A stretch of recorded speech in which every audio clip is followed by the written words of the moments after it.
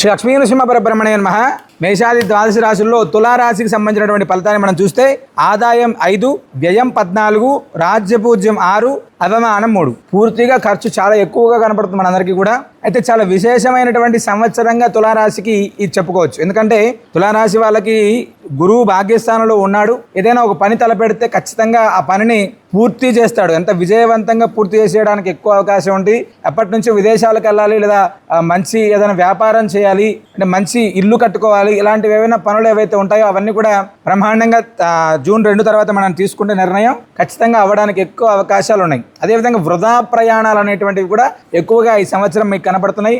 ఆధ్యాత్మిక యాత్ర అనేటువంటిది మీరు తప్పనిసరిగా ఈ సంవత్సరంలో చేసుకోవాల్సినటువంటి అవసరం ఉంటుంది. విద్యార్థులకైతే ఖచ్చితంగా మంచిగా లేదు ఈ సంవత్సరం.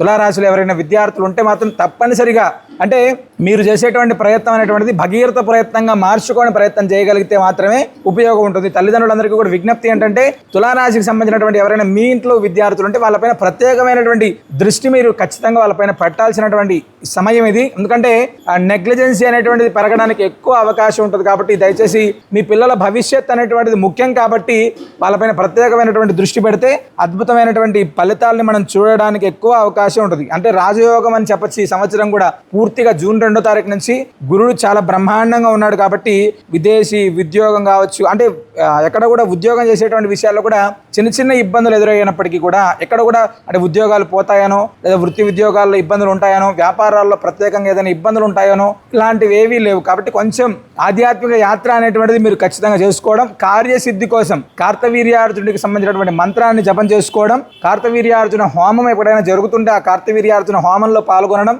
గోసేవ అనేటువంటిది మీకు అత్యద్భుతమైనటువంటి ఫలితాలను ఈ సంవత్సరం మీ అందరికీ కూడా అందిస్తుంది. కాబట్టి ఈ సంవత్సరంలో బాగా గుర్తుంచుకోవాల్సినటువంటి విషయం, లాంగ్ టర్మ్లో చదువుకునేటువంటి విద్యార్థులు ఎవరైతే ఉన్నారో వాళ్ళు ఖచ్చితంగా భగీరథ ప్రయత్నం చేసి తప్ప మీ ప్రయత్నాలు అనేటువంటివి సఫలీకృతం కావు. విద్యార్థులకు ఇది ఈ సంవత్సరం కొంచెం గడ్డు కాలంగా ఈ యొక్క రాశి ఉంటుంది కాబట్టి ఖచ్చితంగా ఈ తులారాశికి సంబంధించినటువంటి విద్యార్థులు ఎవరైతే ఉన్నారో ప్రత్యేకమైనటువంటి దృష్టి అవసరం. వాళ్ళు మిగతా వాళ్ళందరికీ కూడా చాలా బ్రహ్మాండమైనటువంటి సంవత్సరంగా ఈ సంవత్సరం చెప్పుకోవచ్చు. సర్వే జనా సుఖినో భవంతు.